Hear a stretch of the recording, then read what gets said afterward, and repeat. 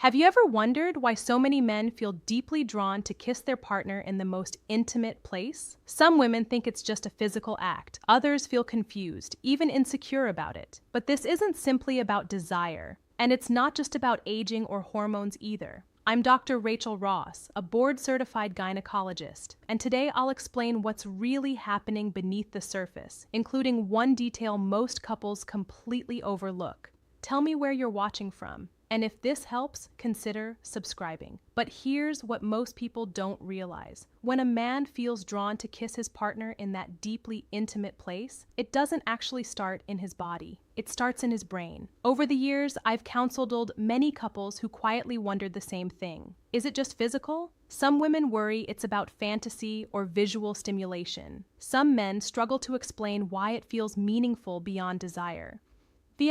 Truth is, this response is rooted in powerful neurological bonding pathways that most people never think about. The male brain is wired to link physical closeness with emotional reward. When intimacy builds, the brain releases dopamine. Dopamine is often called the reward chemical. It's the signal that says, "This feels good, stay here, move closer." But dopamine isn't only about pleasure, it's also about anticipation, the emotional buildup before anything even happens physically. That leaning in feeling, that sense of intentional closeness, is often what activates the strongest dopamine response, and then something deeper begins to unfold. Oxytocin rises. Oxytocin is known as the bonding hormone. It increases during skin-to-skin contact, affectionate touch, and moments of emotional safety. As oxytocin climbs, stress levels fall, the heart rate steadies, muscles relax, the body shifts into a calm, connected state. This is why this type of intimacy often feels different. It's slower, more focused, more present. That attentiveness strengthens oxytocin release in both partners. Now, let's talk about scent, something rarely discussed openly. The sense of smell connects directly to the emotional centers of the brain.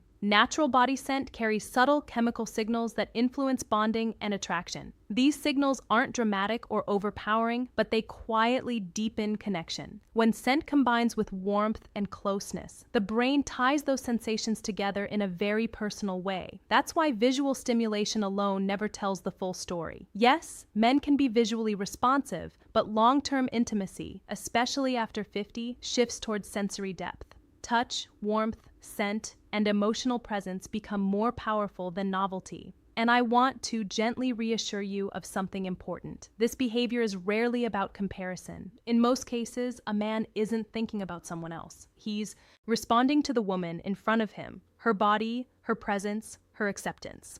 Feeling accepted is incredibly important to male confidence. Many men, particularly over 50, carry silent performance pressure. Testosterone slowly declines. Erections may not feel as predictable.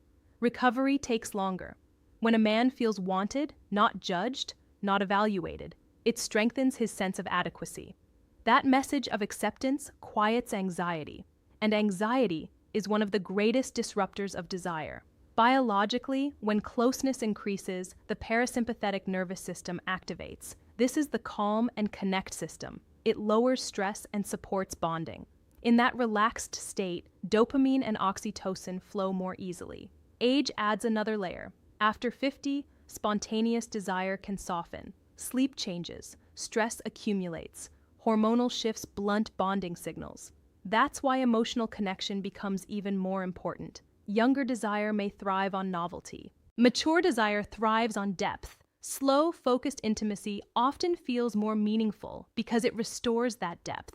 Some women quietly worry, is he doing this because he prefers it? Usually the answer is no. More often, it means he feels safe expressing closeness in a way that feels genuine to him. Many men communicate emotionally through physical attention because words don't always come easily. Stress and sleep matter too. Chronic stress raises cortisol. High cortisol dampens dopamine. Poor sleep lowers testosterone. In those moments, intentional closeness can help rebuild bonding pathways, but only if emotional safety is present. If tension or silent pressure exists, the nervous system senses it. The body tightens. Bonding hormones decline. The same act that could deepen connection can instead feel strained. The neurological pull only fully activates when a man feels emotionally accepted, not evaluated or compared. And this is where many couples unknowingly disconnect. But here's what most people don't realize. For many men, this kind of intimacy isn't just about pleasure. It's about trust. And in the male brain and body, trust is deeply arousing. We rarely talk about male vulnerability. Men are often taught to be steady, controlled, strong. But real intimacy, especially this kind, requires lowering defenses. It requires closeness in one of the most sensitive areas of the body. That level of proximity sends a powerful signal to the nervous system. I trust you. At its core, intimate kissing in this area represents emotional trust. From an evolutionary standpoint, sensitive parts of the body are instinctively protected. Allowing someone near them communicates safety. Even today, that instinct remains. When a man moves toward his partner in this way, it often means he feels secure with her, safe enough to be open, attentive, and unguarded. And it works both ways.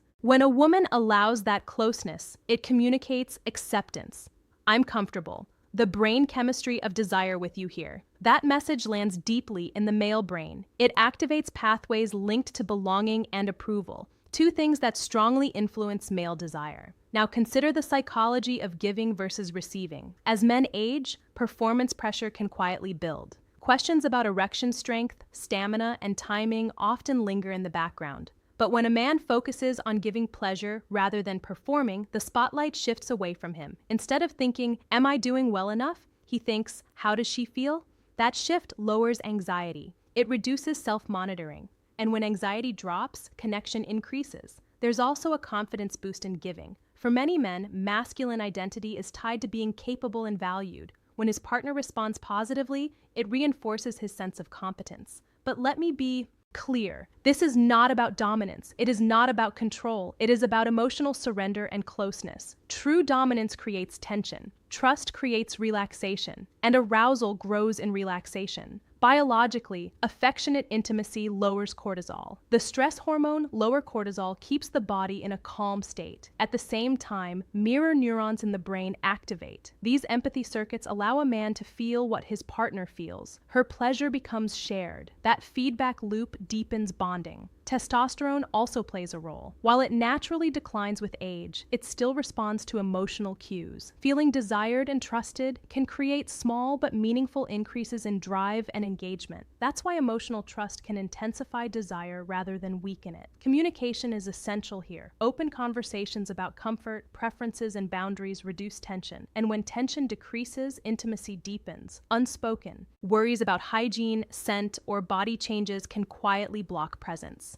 Many women feel self-conscious, especially after childbirth or menopause. But most men in loving relationships aren't evaluating in those moments. They're connecting. Emotional safety increases male desire far more than physical perfection ever could. For couples over 50, renewed trust gestures become even more important. Hormones shift, bodies change, but vulnerability, appreciation, and attentive closeness can reignite connection in a steady, mature way. Post-menopause discomfort should never be ignored. Dryness or pain can create tension that blocks bonding. Medical support can restore comfort and confidence for both partners. And to the question many women quietly ask, does this mean he prefers this over intercourse? Usually no. It often reflects closeness, not replacement. Presence, not preference ranking. Desire is not a competition between acts. It's a spectrum of connection. When trust is strong, desire grows stronger, not weaker. And yet, even when trust is solid, something else determines whether this feels deeply connecting or unexpectedly uncomfortable. And most people never talk about it. But here's what most people don't realize. Intensity doesn't always come from doing more. Often it comes from slowing down and focusing in. We live in a distracted world. Phones buzz, minds wander, stress follows us into the bedroom. And because of that, deep-focused sensory attention has become rare. When something is rare, it feels more powerful, more meaningful, more intense.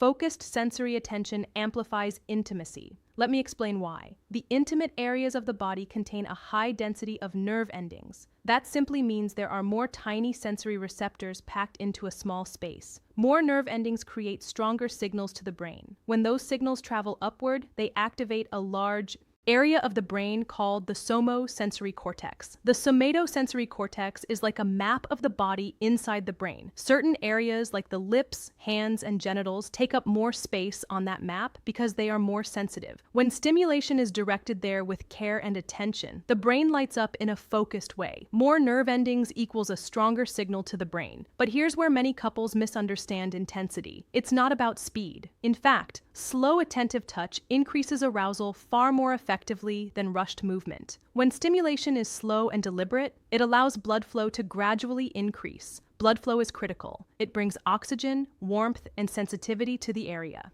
As blood flow rises, responsiveness improves. Think of it like warming up a muscle before exercise. If you rush, it feels strained. If you build gradually, it becomes more fluid and responsive. Slow stimulation increases blood flow. Increased blood flow improves sensitivity and response. For men over 50, this becomes especially important. As we age, arousal naturally slows. Testosterone levels decline gradually. Erections may take longer to develop. That is not dysfunction. It is biology. The body simply needs more time. Extended intimacy actually supports this process. When closeness begins earlier and builds gradually, it gives the male body time to respond without pressure. Patience improves erectile reliability because it reduces anxiety and supports healthy circulation. And for women, extended attention can increase natural lubrication and comfort, especially after menopause, when hormonal shifts may reduce spontaneous lubrication. Slow, attentive stimulation becomes more essential, not less. What many couples trust, vulnerability, and masculine identity interpret as taking too long is often exactly what the body needs. Now, let's talk about something deeper than biology. Being fully attended to feels validating. When someone focuses on you, not distracted, not hurried, it communicates a powerful emotional message. You matter. That message can be profoundly arousing because arousal is not just physical, it is emotional recognition. In long-term relationships, familiarity can sometimes dull that sense of being seen. But when attention narrows, when the pace slows, when focus deepens, the experience feels intentional again. That intentionality is what creates emotional intensity. I often explain to couples that attention is the most underestimated aphrodisiac. However, there is an important nuance here. Not every woman enjoys the same level of intensity. Sensitivity varies, preferences vary, comfort levels vary. One partner may enjoy very gentle stimulation. Another may prefer more pressure. There is no universal formula. Comfort and consent are essential. Open discussion enhances connection far more than guessing.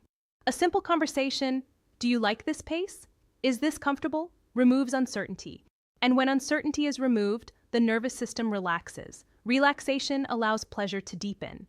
Men over 50 often benefit from this slower, more communicative approach. Instead of relying on spontaneous intensity, they can build arousal steadily. That steadiness reduces performance anxiety. It shifts the focus from outcome to experience. And when experience becomes the goal, pressure fades. There's also something psychologically powerful about sustained focus. In a culture that moves quickly, slowness feels intimate. When a man dedicates time and attention to his partner's pleasure, it reinforces emotional investment. That investment strengthens bonding. At the same time, women who feel self-conscious about their bodies may initially struggle to receive focused attention. Thoughts like, "What is he thinking?" or "Does this look normal?" can interrupt presence. Those thoughts pull attention away from sensation. But here is what I gently remind my patients. In moments of genuine connection, most partners are not evaluating. They are engaging. They are responding to warmth, scent, sound, touch, the full sensory experience.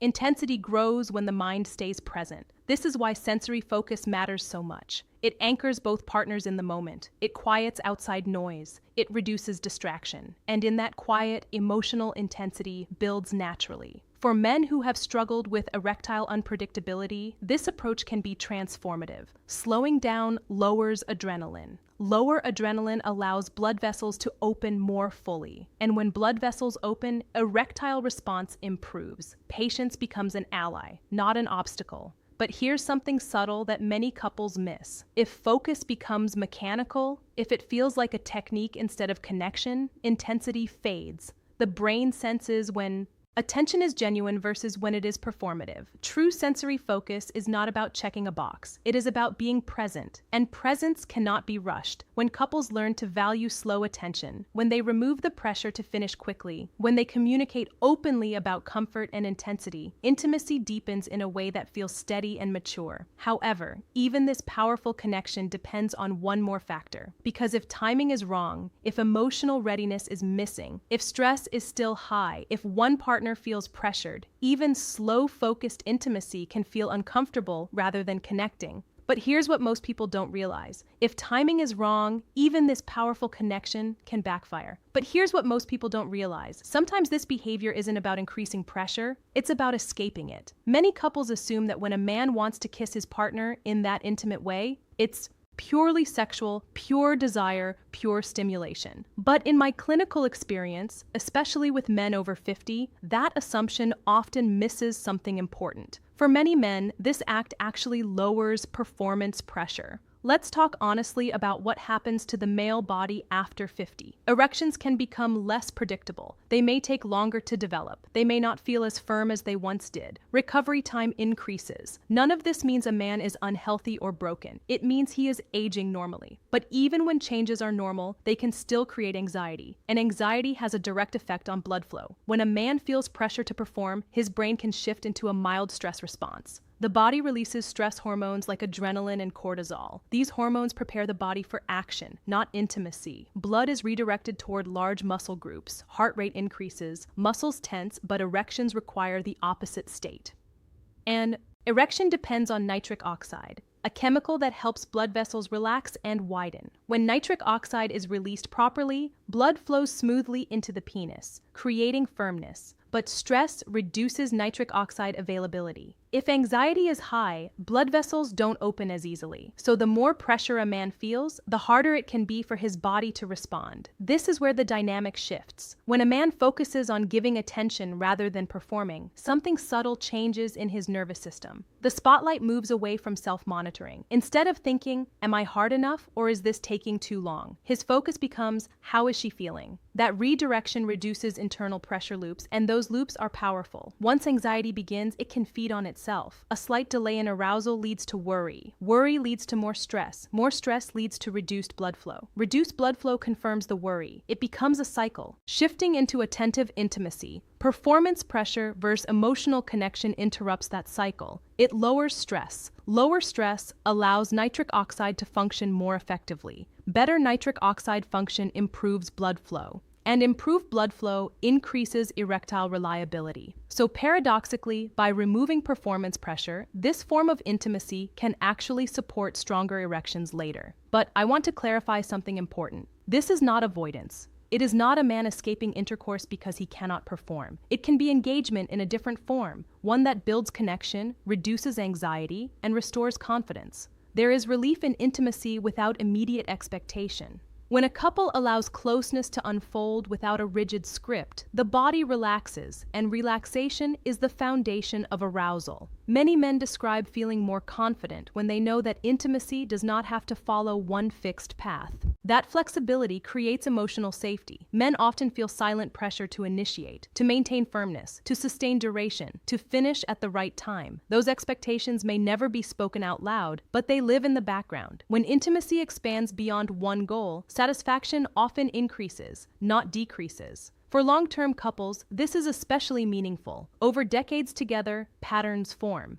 Sometimes those patterns become narrow. Expanding the definition of intimacy strengthens relationships. It allows couples to explore connection without fear of failure. Emotional maturity improves sexual satisfaction far more than youthful urgency ever could. In younger years, intensity may be fueled by novelty. In later years, satisfaction grows from comfort, trust, and shared understanding. When couples communicate openly about what feels good and what feels pressured, resentment dissolves. Communication eliminates silent, Resentment. A man who feels understood is less likely to withdraw. A woman who feels desired is less likely to question her worth. When both partners feel seen, intimacy becomes collaborative rather than evaluative. And here's something I tell my patients often. Confidence is not built from flawless performance. It is built from positive experiences. When a man experiences intimacy that feels connecting rather than stressful, his brain stores that memory. Dopamine reinforces it. Oxytocin deepens it. Over time, that positive loop strengthens confidence. Confidence then improves physiological response. It's a cycle, but this time in a healthy direction. Of course, it's important to acknowledge that persistent erectile difficulties deserve medical evaluation. Cardiovascular health, diabetes, sleep apnea, and hormonal imbalances can all affect performance. Ignoring symptoms out of embarrassment helps no one. But when physical health is stable, psychological pressure is often the hidden barrier, and relieving that pressure can transform intimacy.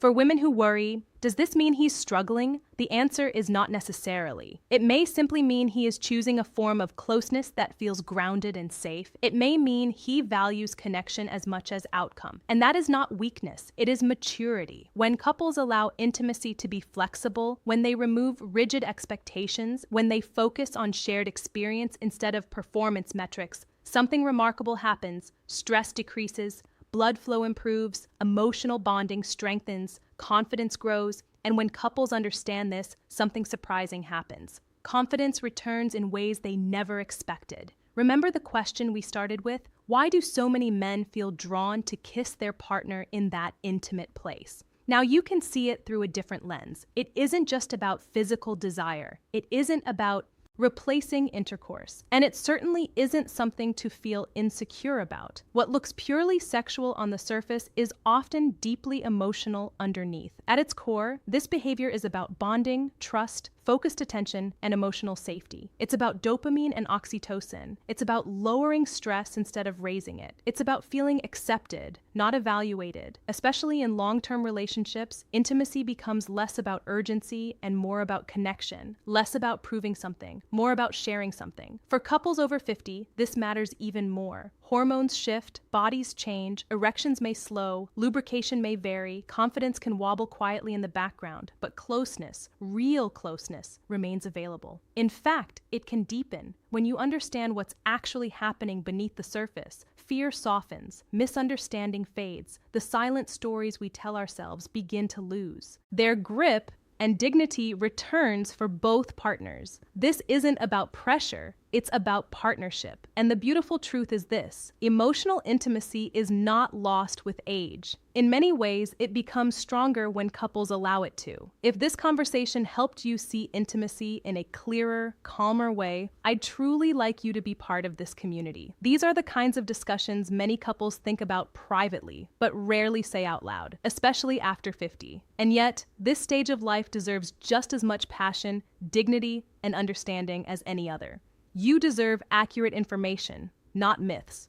You deserve confidence in your body and your relationship. And you deserve connection that feels safe, mutual, and understood, not pressured or confusing. If you haven't already, consider subscribing so we can keep having these honest conversations together. And if this helped you, share it with someone who might quietly need reassurance too. In our next video, I'll explain one overlooked habit that quietly weakens intimacy after 60. And more importantly, how to gently reverse it. Until then, take care of your health, take care of each other, and remember, when you understand what's happening beneath the surface, fear fades and connection grows stronger.